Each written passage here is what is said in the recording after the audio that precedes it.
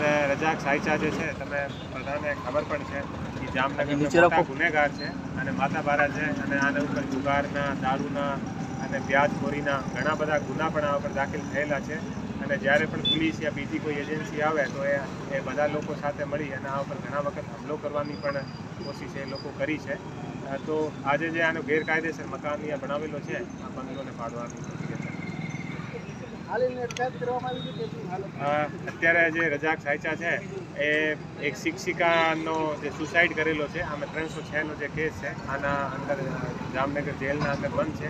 આ પછી આ ઉપર લેન્ડ ગ્રેબિંગનો ગુનો પણ દાખલ થયેલો છે અને આના વ્યાજખોરીથી, આના ત્રાસથી ઘણા બધા લોકો જે સુસાઇડ અને બીજા બધા લોકોને હેરાન કરવાના, પરેશાન કરવાના અને સરકારી જમીન જ્યાં પણ ખુલ્લી જગ્યા મળે આ જગ્યાએ પોતાના બંગલા બાંધી લેવાના અને પછી ત્યાં જુગાર અને બીજી ગેરકાયદેસર પ્રવૃત્તિ એ લોકો ચલાવે છે. તો પોલીસના ચોપડામાં ઘણા બધા ગુના